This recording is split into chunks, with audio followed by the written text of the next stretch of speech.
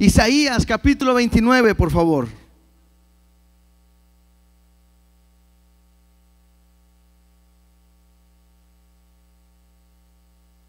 Estamos en esta serie del libro de Isaías, donde le hemos titulado Dios es salvación. Y bueno, yo espero que ustedes estén aprendiendo de la manera en que yo estoy aprendiendo, porque aunque uno estudia o ya había leído los pasajes, bueno, cada vez Dios nos habla de una manera muy especial y ojalá que ustedes estén aprendiendo igualmente que yo lo estoy haciendo. Yo le he titulado, estamos en el 29, hoy vamos a ver capítulo 29. Yo le titulé a esta enseñanza del día de hoy, tu corazón y tu temor. Así le puse, tu corazón y tu temor. Y es que empezamos a hablar esta sección donde Dios está hablándole a su pueblo. Y comentamos algo en cuanto a lo que Dios está hablando a su pueblo, porque comienza con un ay. Yo les comenté la semana pasada que esta sección empieza con un ay. Y es porque está hablando de un juicio que Dios va a traer sobre su pueblo. Y el ay es una expresión de dolor que el pueblo va a estar pasando. La semana anterior estuvimos viendo acerca de decía ay de los ebrios de Efraín. ¿Por qué? Porque eran un pueblo que en vez de vivir apartados y santos para Dios, estaban viviendo de una manera desordenada, trastornada en su soberbia. Y incluso vimos cómo aún los sacerdotes y cómo los profetas estaban equivocados en una visión en base a esa condición en la cual estaban. Y entonces, pues Dios tiene que traer una palabra de juicio. Y al final, aunque había una esperanza que dijimos, bueno, Dios va a traer un juicio con ellos. El día de hoy va a haber una palabra directamente a Jerusalén. Recuerden que Efraín era el reino del norte. Ahora nos vamos a enfocar en Jerusalén, que es el reino del sur. Pero una vez más viene un ay. Y en ese ay viene un dolor. Aunque al final, como les comenté, siempre hay una esperanza, ¿verdad? Creo que no hemos orado, ¿verdad? Por la palabra. No, ¿verdad? Ok.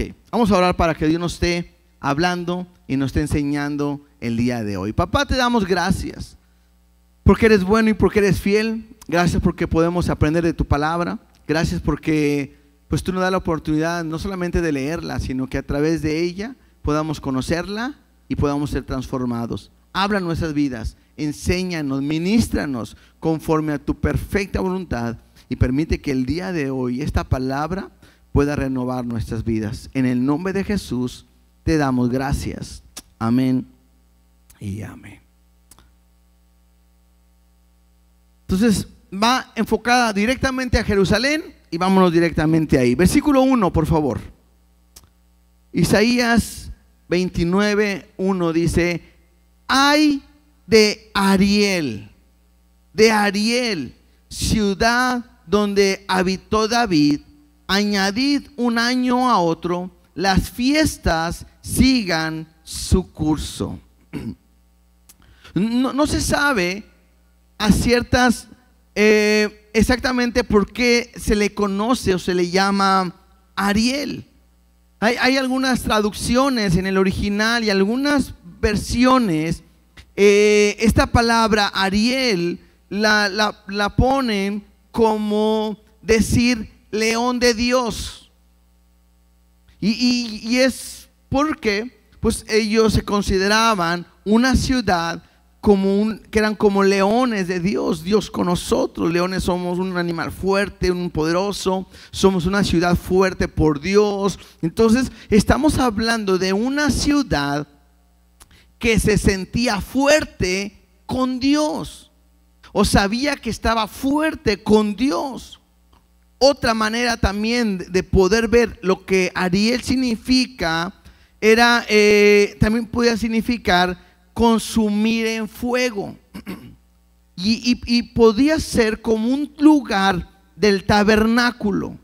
Hace referencia al altar, porque en Jerusalén era el lugar donde estaba el altar de los sacrificios a Dios. Entonces podía ser que se podía referir a Ariel como una ciudad que quiere decir león de Dios, o puede ser que se refería a ese lugar donde se quemaba y se hacía el sacrificio. Entonces no se sabe realmente bien cuál puede ser de estas dos la correcta aplicación, pero eso no es lo importante. Lo importante es que va dirigida a Jerusalén. ¿Por qué? Porque dice ciudad donde habitó David. Y eso lo que me ayuda a entender de que está hablando de Jerusalén. Otra cosa importante aquí mismo en este versículo que dice: añadid un año a otro, las fiestas sigan su curso.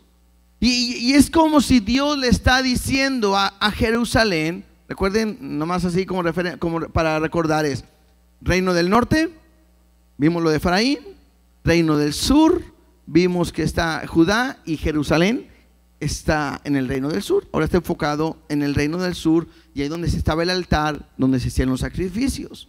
Entonces Dios le está diciendo: ay Jerusalén, vivan como si nada, un año tras otro, una fiesta tras otra, vivan como si nada. O sea, está hablando acerca de una ciudad que estaba confiando en Dios, se creían fuertes en Dios, o eran un lugar donde sacrificaban y adoraban a Dios.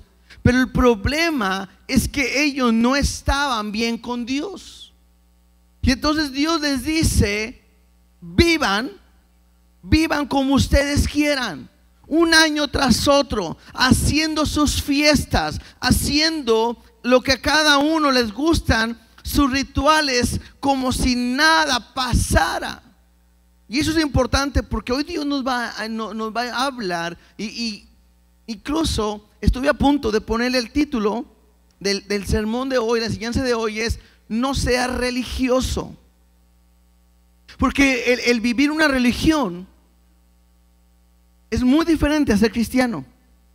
El vivir una religión es vivir algo falso, el aparentar ser algo que no somos, el estar diciendo: yo soy un hijo de Dios, si Dios conmigo, ¿quién contra mí? Yo estoy seguro de mi salvación y yo estoy viviendo a mi manera mi cristianismo. Pero puede ser que esa manera no le esté agradando a Dios, y que Dios te diga el día de hoy: vive como quieras, sigue en tus rituales, sigue en tu manera de decir: bueno, yo soy cristiano, pero yo soy cristiano desde casa. Bueno, yo soy cristiano, pero no tengo que congregarme. Bueno, yo soy cristiano, pero no leo la Biblia, no busco a Dios, no oro. Yo así soy cristiano. Entonces de repente puede ser que tú quieras vivir cristianismo a tu manera. Es más, hasta puedes estar cometiendo pecado y viviendo en pecado, aunque te llames cristiano, y parece que no sucede nada. Y entonces Dios lo que está diciendo es: bueno, sigan sus rituales. Allá habían algunos rituales. Hoy mi ritual puede ser venir a la iglesia. Mi ritual será que todos los días oro por los alimentos. Mi ritual puede ser que todas las mañanas me levanto y digo: gracias a Dios por el día. Mi ritual puede ser que todas las noches le digo: gracias a Dios por todo lo que me has dado. Pero eso no quiere decir que tenga una relación con Dios. Entonces está Dios diciéndole: bueno, vivan como si nada fuera a pasar, aunque va a pasar algo, ¿sí? Entonces esta es la religión.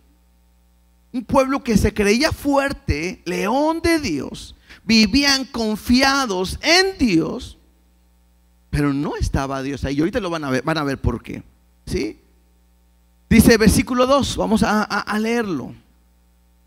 Interesante que si ustedes van viendo, Dios está hablando, y Él es el que lo va a hacer todo. Dice ahí: mas yo pondré a Ariel, a Jerusalén, a ese león fuerte, yo pondré a Ariel en apretura. Será desconsolada y triste, y será a mí como Ariel. Entonces es Dios el que va a poner a esta ciudad que se cree confiada en Dios en aprieto. Dice ahí, va a ser desconsolada y triste. Incluso cuando dice, y será a mí como Ariel, acuérdense que la palabra Ariel también significaba un altar de sacrificio, donde había derramamiento de sangre y todo. Y entonces Dios está diciendo, bueno, así como tú hablas de Ariel como un altar de sacrificio, bueno, así también vas a ser tú para mí. Voy a sacrificarte, voy a llenarte de sangre, voy a tratar contigo. Véanlo cómo Dios se va a dirigir a su pueblo. Y cada vez que vayamos viendo a su pueblo, ahí entramos nosotros, porque somos el pueblo de Dios, ¿sale? Porque es la aplicación que le podemos dar al día de hoy. Versículo 3 dice, otra vez, es Dios, porque acamparé contra ti alrededor y te sitiaré con campamentos y levantaré contra ti baluartes. Entonces, a mí me llama la atención que en este pasaje es Dios mismo el que va a tratar con ellos. Claro, Dios está hablando, y lo hemos visto desde otras enseñanzas, que Dios está hablando de la invasión que los asirios van a traer sobre Israel. Está hablando sobre ello. Y es porque los asirios ya habían conquistado el reino del norte y ahora iban a querer conquistar Jerusalén. Iban contra esta ciudad. ¿Y qué hicieron? Lo hemos visto, si no, te voy a comentar un poquito. Los sitiaban. ¿Se acuerdan qué era sitiar una ciudad?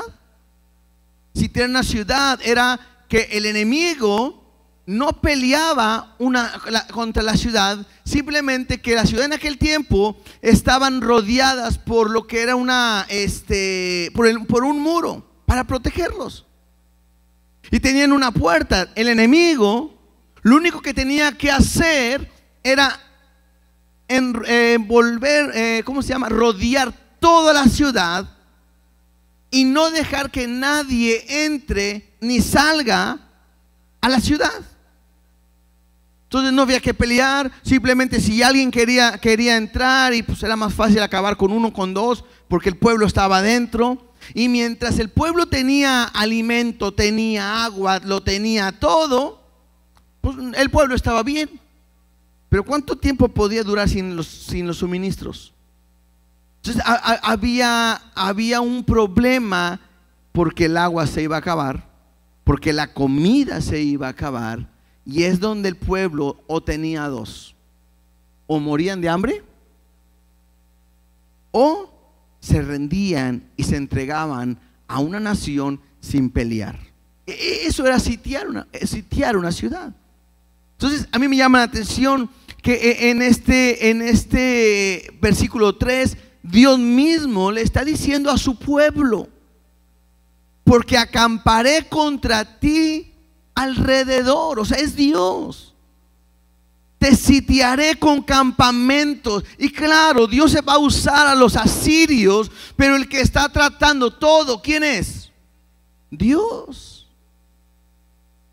Si esa historia la viéramos el día de hoy, habría mucha gente que diría: ay, no, es el diablo mentiroso, ese diablo que quiere acabar contigo. Y el diablo, y lo atamos y lo reprendemos y lo pateamos y le machacamos la cabeza al diablo. Y espérame, muchas veces en nuestra vida el que está tratando es Dios. Él está diciendo, yo voy a sitiarte, yo voy a ponerte campamentos y levantaré contra ti baluartes. Estos eran ejércitos que iban a pelear contra él. Claro, va a usar a los asirios, pero es Dios actuando. Versículo 4.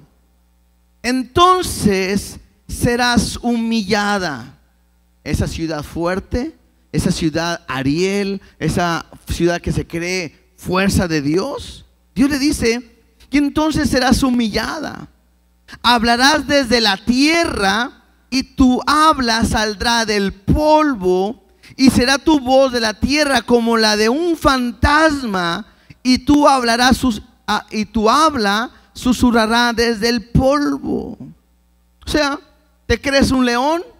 ¿Te crees fuerte, Jerusalén, porque yo soy tu Dios? Ahora, Dios no quiere, no está mostrando de que Él no sea poderoso. El problema es que esta ciudad, Jerusalén, se creía invencible, probablemente, o se creía que como Dios estaba con él, ellos podían hacer lo que fuera. Y Dios le está mostrando eso que no. Y Dios dice, voy a tratar contigo. No porque te llames cristiano estás exento de que yo trate contigo. No porque creas que ya eres salvo puedes hacer con tu vida lo que tú quieras. Yo soy el que voy a tratar contigo. Dice, tus palabras y tu voz serán como la de un fantasma, como que alguien que habla y pues quién sabe quién fue, ¿verdad? Ni se ve. ¿Por qué? Porque esta ciudad iba a ser humillada, iba a estar en el polvo, no iba a haber nada, iba a ser una condición donde ni se van a acordar de ella. Entonces, esto tiene que ver una vez más con los ataques de los asirios sobre Jerusalén. Pero también está hablando de lo que va a suceder en los tiempos más adelante, futuros. ¿Se acuerdan que siempre que hablamos de una visión, hablamos de un tiempo presente y también de un tiempo futuro? Bueno, pues Dios, cuando Él venga, lo hemos platicado, las naciones se van a levantar contra Jerusalén, los van a sitiar y se van a poner en guerra. ¿Sí? Entonces, de una u otra manera, esto como quiera va a suceder. Pero recuerden, todo cuanto sucede es parte del instrumento de Dios. Versículo 5. Dice, y la muchedumbre, bueno, aquí es importante nada más, porque cambia un poquito, no el tema, pero el enfoque. Aunque Dios usa a los asirios, bueno, los asirios no crean que están exentos del pecado, porque los asirios es un pueblo enemigo de Dios. Y entonces, por eso va a decir esto.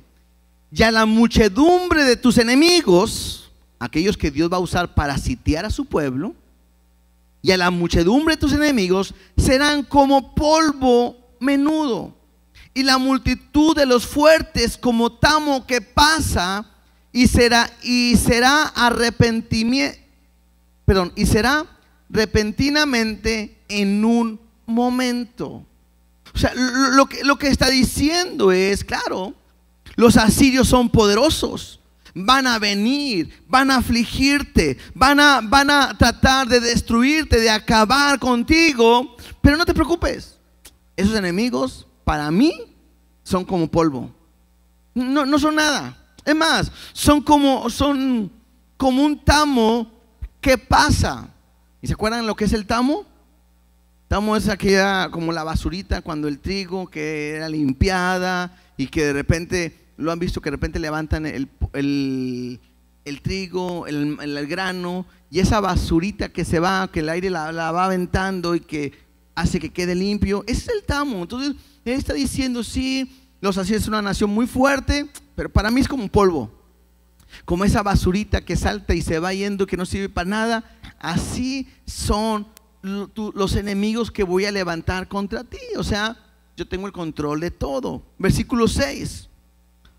Porque Jehová de los ejércitos, porque Jehová de los ejércitos será visitada con truenos, con terremotos y con gran ruido, con torbellinos y tempestad y llama de fuego consumidor. Entonces está hablando cómo Dios va a visitar a sus enemigos.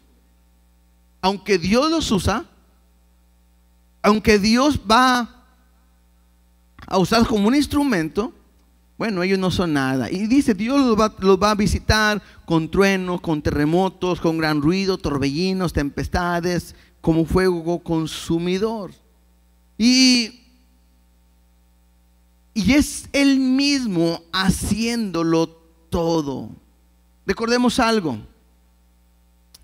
Esto me habla de que sucedió en dos etapas. La primera, en Isaías 37, vamos tantito por favor, Isaías 37, 33. Esta es la historia, ya lo hemos leído, cuando Jerusalén está sitiada por los asirios y el rey Ezequías le manda decir a Dios que lo ayude, ora a Dios, y Dios va a ayudar a Ezequías y Dios le va a responder. Y dice ahí en Isaías 37, 33, por tanto, así dice Jehová acerca del rey de Asiria: no entrará en esa ciudad, ni arrojará saeta en ella, no vendrá delante de ella con escudo, ni levantará contra ella baluarte. Por el camino que vino volverá y no entrará en esta ciudad, dice Jehová. Recuerden, ellos estaban sitiando a Jerusalén.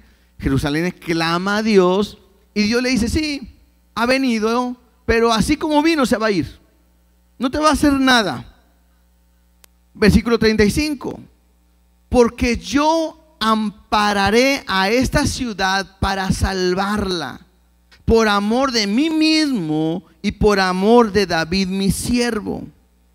Y salió el ángel de Jehová y mató a 185,000 en el campamento de los asirios. Y cuando se levantaron por la mañana, he aquí que todo era cuerpo de muertos. Esa profecía que estamos viendo en Isaías, aquí se está cumpliendo. Donde Dios les estaba diciendo a Jerusalén, los van a sitiar, yo voy a mandar a ellos. Y les dice, claro, Asiria es un pueblo poderoso, pero no te preocupes, porque yo voy a venir contra ellos y los voy a acabar. En otras palabras no voy a permitir que te suceda algo. Esto es importante que podamos verlo, hermanos, porque aunque Dios quiera tratar con su pueblo, Dios siempre va a guardar a su pueblo. Aunque Dios quiera tratar con tu vida, Dios siempre va a guardar tu vida. Esto es importante, que yo pueda recordar. Entonces, esto sucede en ese tiempo. Ahora, lo que estamos viendo también tiene un enfoque en un tiempo futuro. ¿Por qué? Porque cuando Jesucristo venga, las naciones se levantarán contra Jerusalén y los van a querer sitiar. Conocemos como el Valle del Armagedón, donde va a haber esta batalla. Bueno, en esa batalla, claro, Cristo vendrá, guardará a su pueblo, será triunfante, los va a vencer y va a derrotar a todos sus enemigos. Y esta misma profecía que se cumplió en Ezequías o en Isaías con el rey Ezequías, es la misma profecía que está puesta en el tiempo futuro. ¿Sí me explico? Bueno, ya en ese tiempo, cuando venga esa batalla, nosotros estaremos con Cristo gobernando, reinando, y venceremos juntamente con Él. Pero una vez más me habla de esa protección que Dios trae sobre su pueblo. Regresemos a Isaías, por favor. Isaías capítulo 29, versículo 7. Dice así, porque está hablando Dios de cómo va a guardar a su pueblo, aunque va a utilizar a los asirios, pero le dice, son como un polvo, como el tamo, yo voy a venir contra ellos de esta manera. Versículo 7. Y será como sueño de visión nocturna la multitud de todas las naciones que pelean contra Ariel, Jerusalén, y todos los que pelean contra ella y su fortaleza, y los que la ponen en apertura. Sí. Me dice que será como un sueño, algo que parece tan real, pero al fin son un sueño. ¿Les ha pasado eso? Sí, que de repente sueñan algo y dicen, híjole, fue tan real el sueño. ¿Sí? Y hay veces que hasta los sueños traen consecuencias. ¿Sí? Una vez estábamos dormidos, no le van a decir a mi esposa lo que voy a contar, ¿verdad? Estábamos acostados, estábamos dormidos con la paz de Cristo. Usted sabe cómo uno duerme, ¿verdad? Y de repente mi esposa dice que soñó que yo le estaba haciendo infiel. Los pensamientos del diablo, ya de cómo son, ¿verdad? Y dice mi esposa, y se despertó mi esposa y me ve a un lado y ¡pum! Me da un golpe y me despierto. ¿Y qué pasó? Y me dice, es que estaba soñando esto. Y yo, pues estaba soñando, ¿para qué me pegas, verdad? Pero es un ejemplo de algo que es tan real. Como a veces pienso lo que voy a contar, dije, quiero que levante la mano cuánto les ha pasado esto, pero no, mejor no levante la mano, no vaya a pasar que todos nos han golpeado, ¿verdad? Entonces, pero es la situación. De repente dice, será como un sueño, algo que fue un instante. Este ataque de los asirios, sí, va a venir, pero yo lo voy a derrotar, lo voy a vencer. Será como un sueño nada más. Además, mira lo que dice el versículo 8. Y le sucederá como el que tiene hambre y sueña, ¿sí? Con lo mismo, y le parece que come, pero cuando despierta su estómago está vacío, o como el que tiene sed y sueña y le parece que bebe, pero cuando despierta se halla cansado y sediento. Así será la multitud de todas las naciones que pelean contra el monte de Sión. Otra vez, es un sueño nada más. Querrán pelear y piensan que van a ganar, y a lo mejor hasta sueñan que ganan y al final pierde. ¿A cuánto les ha sucedido? También por ahí pasó, ahí por la casa, ¿verdad? No voy a decir de quién, pero de repente uno que se mete en las dietas, ¿verdad? Y está uno a veces en dieta o está en ayuno. También me ha pasado con el ayuno. Cuando desayunamos y que son varios días de ayuno y que uno sueña que se está comiendo un pastel, o sueñas que estás comiendo aquello que te gusta y lo disfrutas, y cuando despiertas dices, ay, era un sueño, ¿verdad? Entonces, esto es el ejemplo que está diciendo Dios. Todas estas naciones serán como aquellos que sueñan que comen, pero no han comido nada. Como aquellos que tienen sed y beben, pero no han bebido nada. O sea, es aquella nación que se levanta contra ti.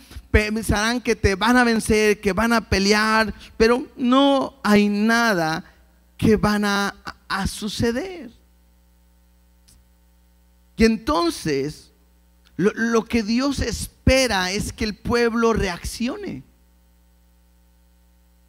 Y al no reaccionar el pueblo, mira lo que Dios, porque otra vez le está hablando al pueblo, pero se va a dirigir a ellos. Ahorita empezó a hablar de los enemigos, vuelve a hablar de ellos. Versículo 9.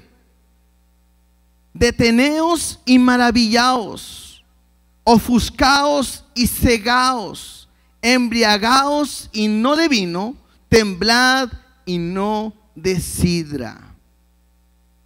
Dios de repente voltea y le habla a su pueblo, y quiero, a lo mejor de esta manera no lo entendemos mucho, pero en una versión, en la versión de la Dios habla hoy, dice de esta manera: sigan haciéndose los tontos y asombrándose, háganse los ciegos y no vean, embriáguense pero no con vino, tambaléense, pero no por la bebida.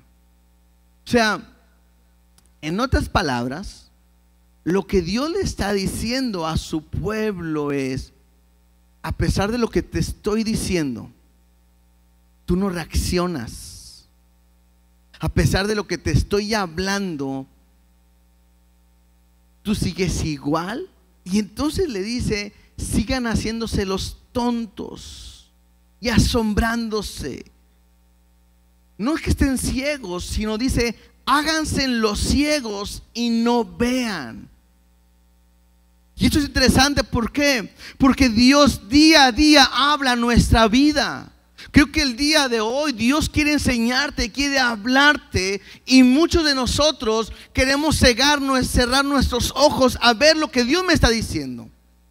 Muchos de nosotros queremos cerrar nuestros oídos a lo que Dios nos está diciendo. Muchos de nosotros nos gusta vivir y jugar al cristianismo. Nos gusta vivir una vida religiosa. Hay una gran diferencia entre ser un cristiano y ser un religioso. Cuando Jesús viene a esta tierra y le toca vivir y predicar el evangelio, se encuentra con un grupo llamado fariseos. Un grupo que eran religiosos y que Dios una y otra vez les llama hipócritas. Y lo hemos enseñado, la palabra hipócrita se quiere decir artista, porque es alguien que vive una vida que no es. ¿Sí me explico? Cuando un artista está interpretando un personaje, lo dice la misma palabra, lo interpreta, vive algo que no es. Y Dios a los fariseos les dice: por fuera se ven bien, pero por dentro están muertos. Por eso les dice sepulcros blanqueados, porque por fuera parecen cristianos, pero por dentro no son nada que ver. Entonces llega un momento donde Dios le está diciendo: sigan haciéndose los tontos. Si hay algo, hermanos, que nosotros no podemos esconder ni engañar, es nuestro corazón delante de Dios. Aquí podemos aparentar ser cristianos. Yo puedo aparentar que amo a Dios, pero Dios no lo puedo engañar. Y Dios habla de esta manera.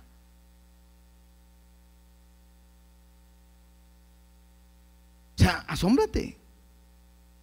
Pero Dios le está diciendo: yo soy capaz de hacer esto contigo. Es más, muchos de ustedes no creen que Dios pueda tratar con ustedes. Cuidado.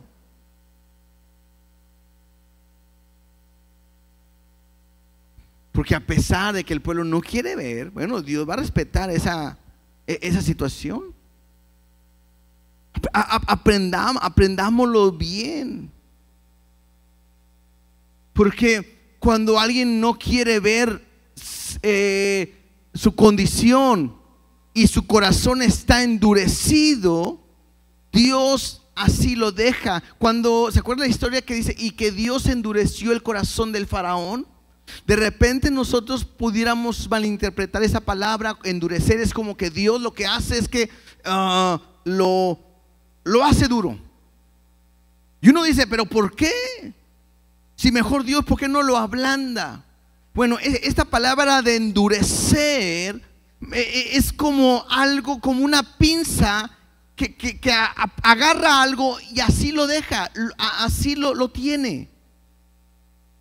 O sea, Dios, si tú quieres buscar a Dios, si tú quieres agradar a Dios, lo que hace Dios puede endurecer tu corazón, o sea, fijar tu corazón para que sigas buscando a Dios. ¿Me explico? O sea, no es que Dios haga algo mal, no. Tu corazón quiere buscar a Dios y es como que si Dios dice: una pinza de presión aquí, pum, ¿para qué? Para que no se mueva y siga su corazón buscando a Dios. Pero al revés también. Si tu corazón no quiere saber nada de Dios, llega un momento donde Dios dice: así te dejo, pero no porque no quiera yo, sino porque tú has decidido no buscarme a mí, buscar a Dios. Entonces puede ser que tú estés aquí y tu corazón no quiera saber nada de Dios, y ese es un peligro. Dios respeta tu decisión. Lo vimos al principio de Isaías cuando hablamos de la condición. Romanos capítulo 1 nos dice que Dios los entregó a sus pasiones. O sea, si tú no quieres saber nada de Dios, Dios te respeta y te dice: ¿no quieres saber nada de mí? Órale. Pero si no quieres saber nada de mí en esta vida, no querrás saber nada de mí en la otra vida. Esa es tu decisión. Versículo 10 dice: porque Jehová derramó sobre vosotros espíritu de sueño y cerró los ojos de vuestros profetas y puso velos sobre las cabezas de vuestros videntes. Y os será toda visión como palabras del libro sellado, el cual si diere al que sabe leer y le dijeren: lee ahora esto, él dirá: no puedo, porque está sellado.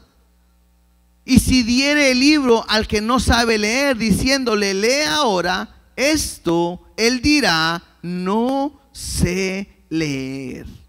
Entonces, toda profecía que Dios le ha entregado y les ha dicho, va a ser para ellos como alguien que no lo van a entender. Como alguien o que no sabe leer o que no lo puede abrir. Y esto es increíble, porque eso yo lo he visto en nuestros días. Hay gente que ama a Dios, hay gente que estuvo en la iglesia, que yo creí que amaba a Dios, buscaba a Dios, yo lo veía como un cristiano, servía a Dios. Y de repente deja las cosas de Dios y se va al mundo. Y cuando nos ha tocado hablar con ellos y enseñarles lo que la palabra dice, increíble cómo sus velos, sus ojos están cegados y ahora no pueden entender ni ver lo que la palabra dice. ¿Sí me explico? ¿Lo han experimentado en alguien? ¿Lo ha visto en alguien? A lo mejor en ustedes mismos. Que pareciera que la palabra no penetra. Y no porque no pueda penetrar, sino porque tú has decidido no saber nada de lo que Dios quiere. ¿Por qué? Porque quieres vivir a tu manera. Si yo tengo un problema con la tomada y soy borracho, soy un ebrio o tomo mucho, puedo estar viendo la palabra, leyendo la palabra y sabiendo que está mal, pero como yo estoy en ese problema, al momento en que alguien me lo dice, alguien que predica o yo leo la palabra, pareciera que eso se pone en un velo y no lo puedo recibir. ¿Por qué? Porque no quiero yo ser evidenciado de mi pecado, no quiero aceptar mi pecado.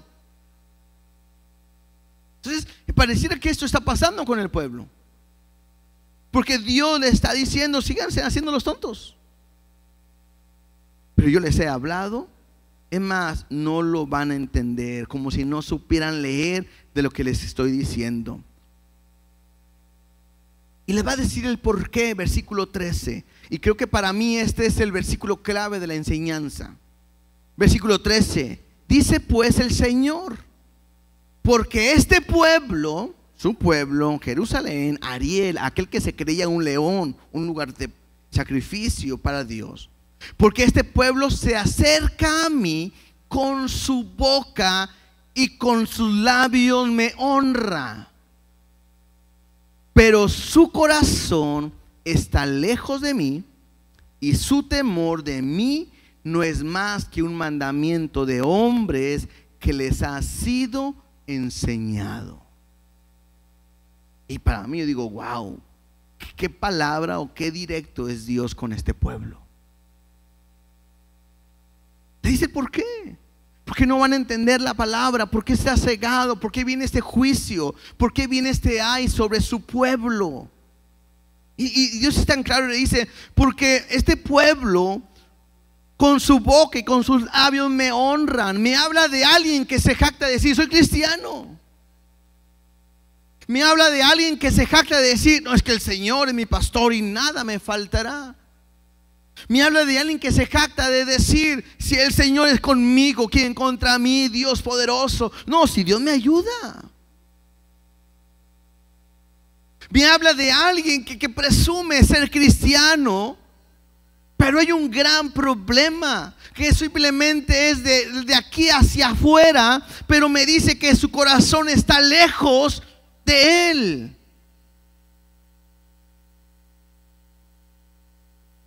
De Dios.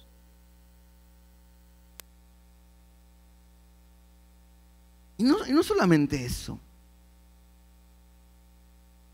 Dice: y su temor no es más que mandamientos de hombres que les ha sido enseñado. Les digo algo: hay gente que está más preocupada por las dogmas puestas por hombres que por los mandamientos de Dios. Que si no se pintan, que si se pintan, que si se ponen aretes, que no se ponen aretes, que si se ponen un pantalón, que si no se ponen pantalón las mujeres, que si esto, que si lo otro, que si sí, que si ta. Es que en nuestra organización esto no se hace, y es que nosotros no permitimos, y estamos pensando más en lo que el hombre pone que en lo que Dios ha establecido. Y es triste ver una iglesia que su corazón esté lejos de Dios. Y es triste ver una iglesia que no le tema a Dios, porque sigue viviendo en su pecado, porque sigue haciendo lo que a Dios no le agrada, porque han perdido el respeto a Dios. Y esto es religiosidad. Podemos ser una iglesia que aparentemos ser los más espirituales, pero podemos estar tan lejos de Dios en nuestro corazón y en nuestro temor.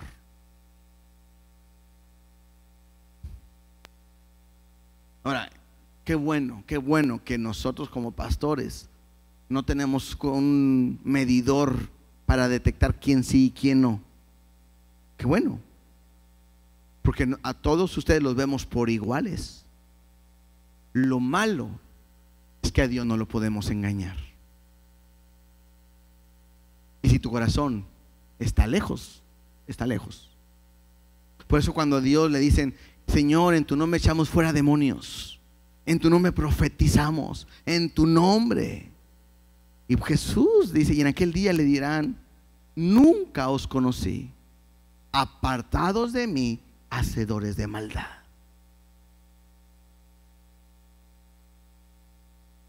Y como decíamos al principio, y es el mismo Dios que dice: yo me levantaré, yo te voy a apretar, yo te voy a tratar, yo te voy a sitiar, yo voy a tratar contigo. Es Dios trabajando directamente con cada uno de nosotros.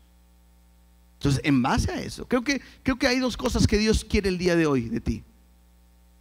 Quiere tu corazón y quiere tu temor.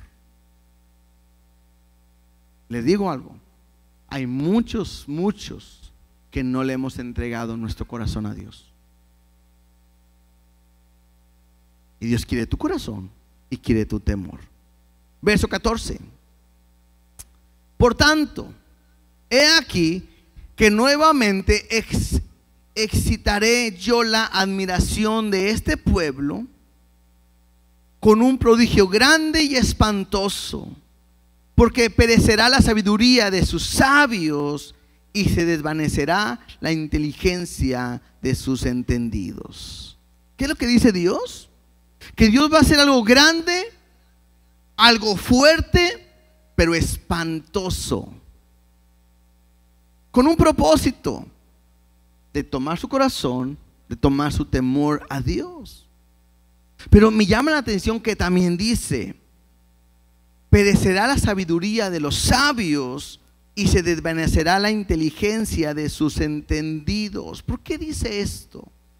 Porque dentro del pueblo de Dios y hoy también dentro de la iglesia hay gente que se cree tan sabia y tan inteligente, a veces más que Dios, que pueden pensar y decir, bueno, así dice la Biblia, pero yo creo diferente.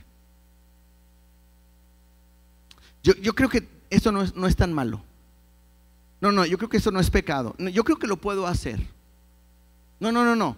Yo creo que aquí Dios tuvo que haber dicho mejor de esta manera. No.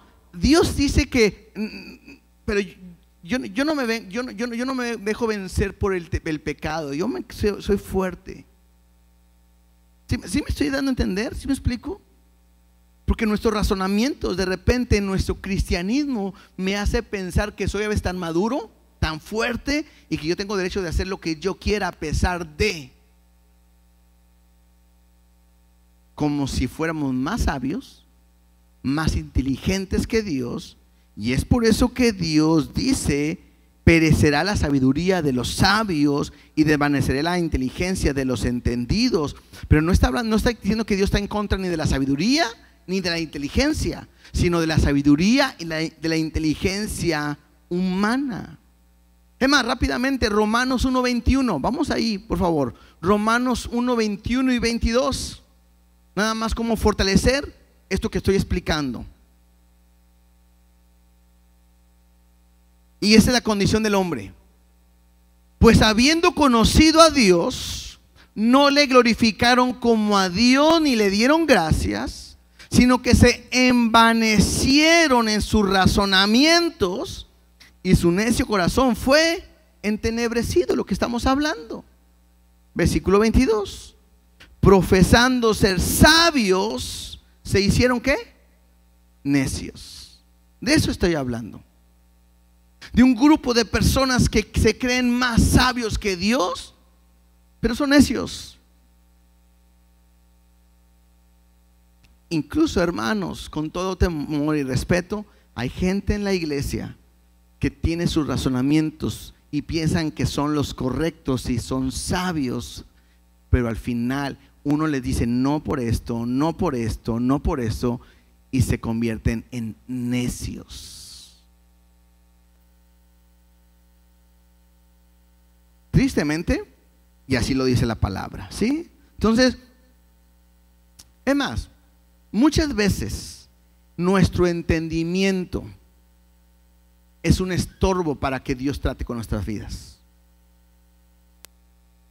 Muchas veces no permitimos recibir ni una enseñanza, ni que alguien nos redarguya, ni nada, porque pensamos que soy sabio.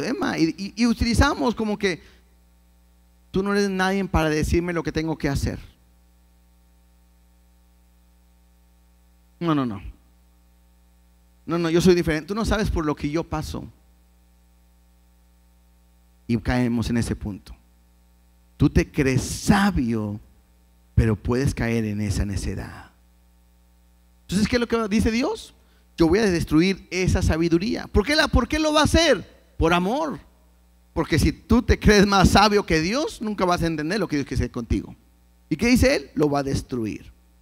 Versículo 15. Isaías 29:15. Dice otra vez: ay de los que se esconden de Jehová. Hay gente que se trata de esconder de Jehová. Pobre de ellos. Encubriendo el consejo, y sus obras están en tinieblas, y dicen: ¿quién nos ve y quién nos conoce? Dijo que el más claro ni el agua, ¿no? Hay de aquellos que están en la iglesia y se tratan de esconder de Dios. Yo les digo, hay veces vamos a hacer cosas malas y volteamos a un lado y no vemos a nadie, y volteamos al otro a nadie. Para allá nadie me ve. No, nadie me ve. Y lo hacemos y se me olvida voltear para arriba, y arriba Dios está así: yo sí te estoy viendo.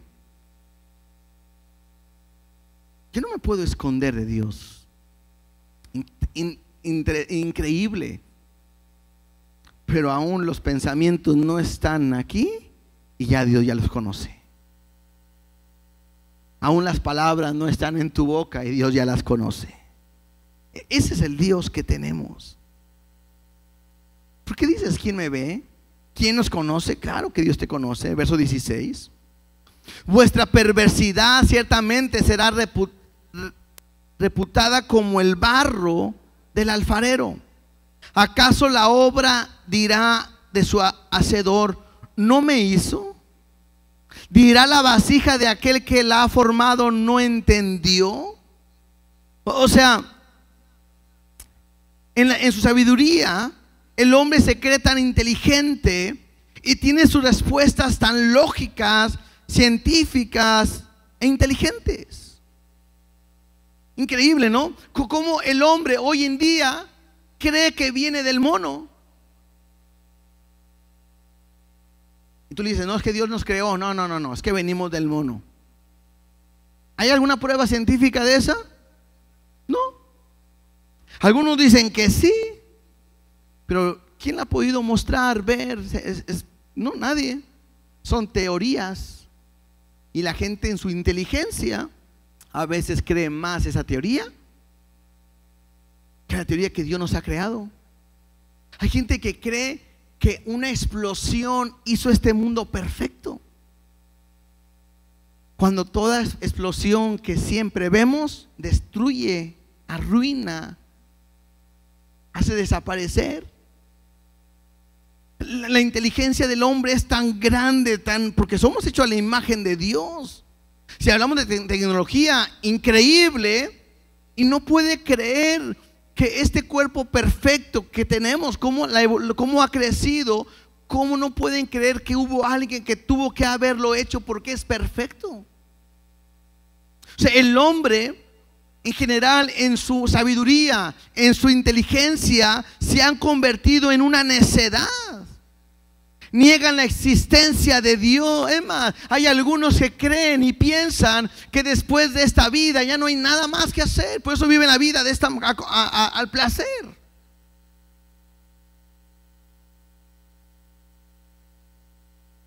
Este mismo versículo, en la versión de Dios habla hoy, palabra de Dios para todos, en la versión palabra de Dios para todos, dice: ¿cómo se han pervertido? Hace una exclamación. Actúan como si el barro fuera igual al artesano. Escuchen bien, esto me llama la atención. Actúan como si el barro fuera igual que el artesano, como si nosotros fuéramos igual a Dios. Y le hablamos a Dios como si somos iguales. Soy tu hijo, soy como tú, y Dios me tienes que... Entonces dice, actúan como si el barro fuera igual al artesano. ¿Puede la obra decir de su creador, él no me hizo? ¿Puede el vaso decir del alfarero, él no tiene inteligencia? Porque es un pueblo que cree en Dios. Perdón, es un pueblo que dice que es un pueblo de Dios, pero su corazón está lejos de Dios y quieren vivir su vida a su manera, a su forma de ser. Y entonces Dios le dice, sigan en sus tonterías, sigan en sus embriagueces, en sus emborracheras. Y no es por vino, y no es por bebida, es porque así están ustedes en sus mentes. Qué importante es entender que nosotros no somos igual a Dios. Y a pesar de todo esto, Dios da una esperanza. Verso 17. Dice, ¿no se convertirá de aquí a muy poco tiempo el Líbano en campo fructífero? ¿Y el campo fértil será estimado por bosque? Aquí hace una comparación. De repente está un poquito difícil entender esto, pero lo que Dios hace una comparación es esto. El Líbano es un monte boscoso, pero que era árido, muy difícil para que se pudiera cultivar ahí. En un lugar boscoso, pero no se podía cultivar por el tipo de terreno que había.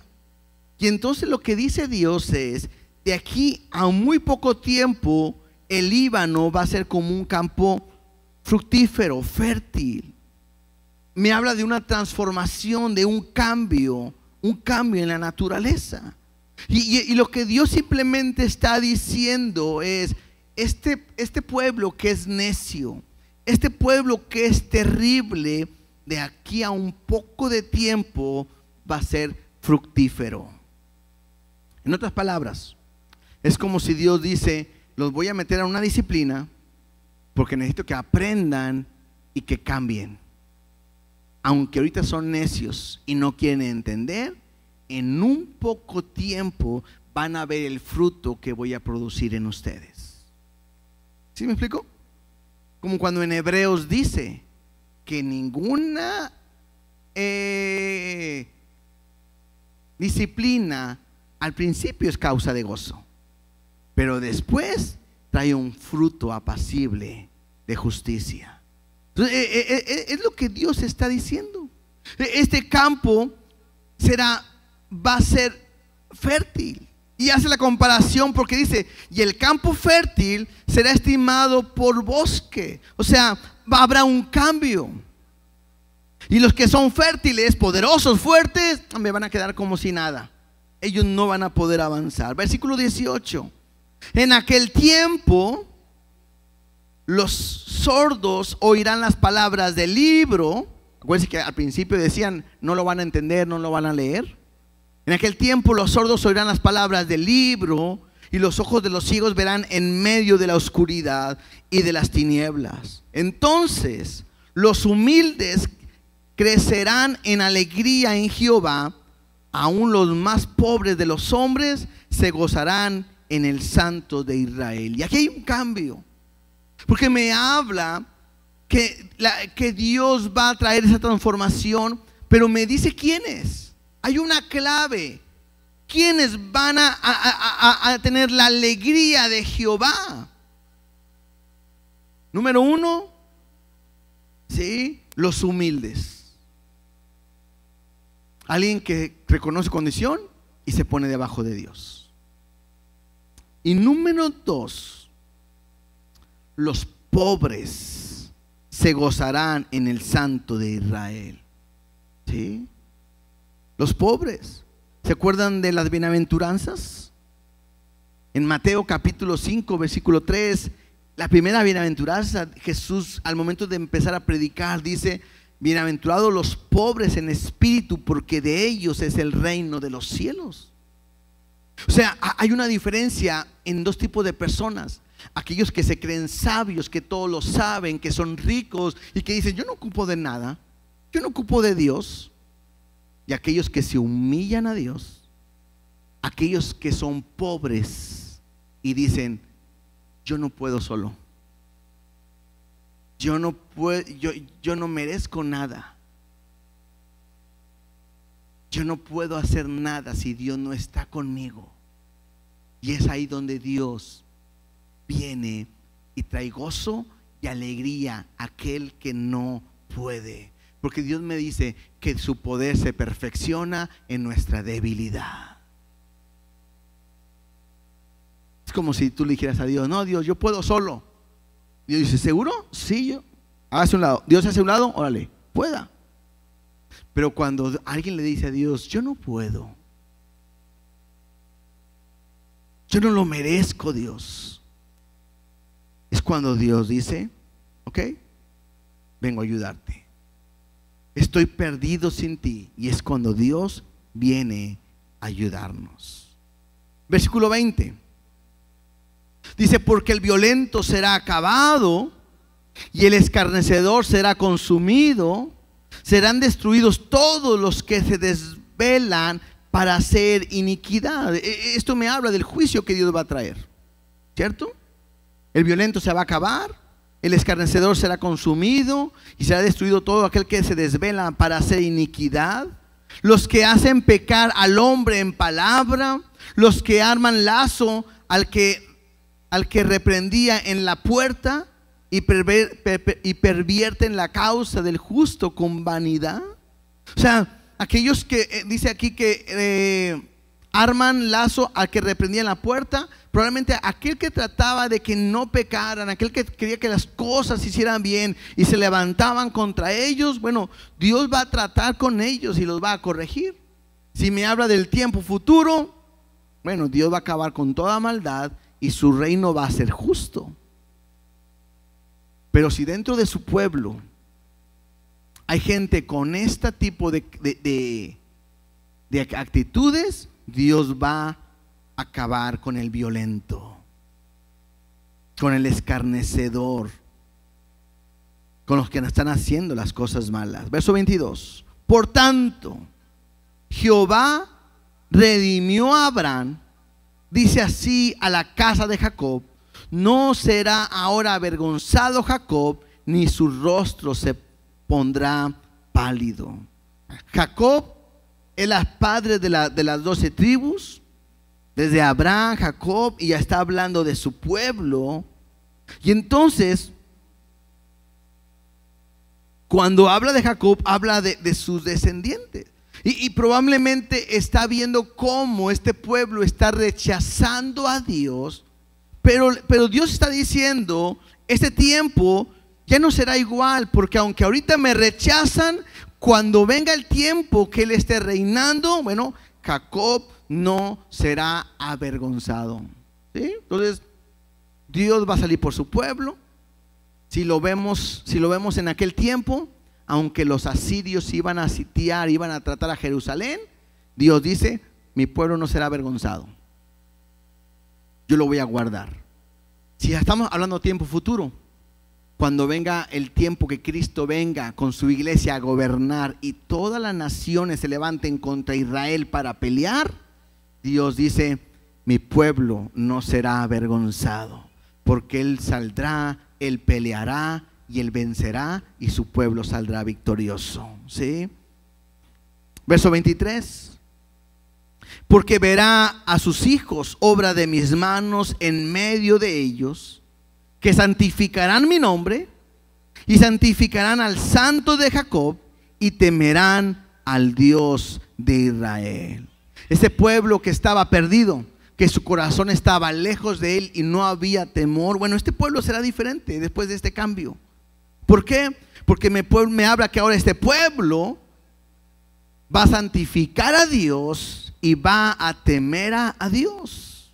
Eran los dos problemas que habíamos visto en un principio.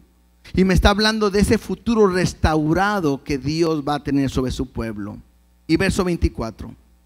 Y los extraviados de espíritu aprenderán inteligencia, y los murmuradores aprenderán doctrina.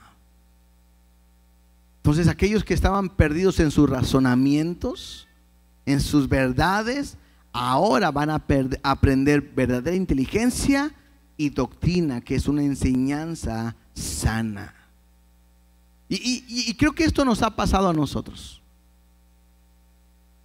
¿Cómo seríamos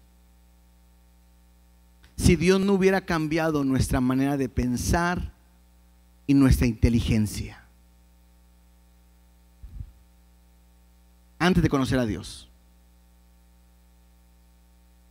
Ayer veníamos platicando con nuestras hijas, mi esposa y yo, y decíamos sobre el carácter y lo que Dios hace.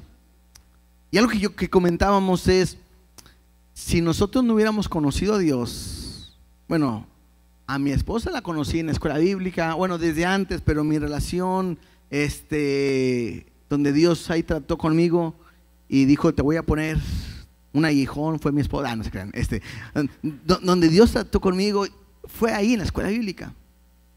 Y mi esposa tiene un carácter muy fuerte, antes lo tenía mucho más. Yo tengo un carácter muy fuerte y antes lo tenía mucho más. Y decíamos ayer, si nosotros no hubiéramos cambiado a lo que Dios nos está haciendo cada día, nosotros ya no estaríamos juntos. Y creo que eso tiene que ver con la inteligencia o la sabiduría que Dios va poniendo en los corazones. A mí me enseñaron de joven consejos de hombres que decían: a la mujer ni todo el oro, y en eso estaba yo convencido porque no lo tengo. y ni todo el amor. Y así creía yo. Y ahora que Dios cambia mi manera de pensar, yo tengo que cambiar y decir, claro que tiene que ser todo lo que tengo es de mi esposa, por ejemplo, y dos, y la tengo que amar con todo mi corazón como Dios me ha amado a mí. ¿Sí me explico en cuanto a eso? O sea, Dios tiene que cambiar nuestro corazón a cada uno de nosotros. ¿Cómo sería tu familia si Dios no hubiera cambiado tu corazón? ¿Cómo sería en tu trabajo? Porque algunos era robar o tomar o engañar o hacer cosas indebidas. ¿Cómo serías con tu familia, con tus amigos? Pero todo eso es algo que Dios cambia. La dirección de Dios en nuestra vida nos hace ser diferentes y nos hace ser sabios en Él, no en nuestra inteligencia. Pues todo esto tiene que ver con lo que Dios quiere. Por eso dice Romanos capítulo 12, versículo 1 y 2. Algunos lo saben hasta de memoria. Así que, hermanos, os ruego por la misericordia de Dios que presentéis vuestros cuerpos en un sacrificio vivo, santo y agradable a Dios, que es vuestro culto racional. O sea, lo más lógico que tengo que hacer es presentar mi cuerpo, mi vida delante de Dios.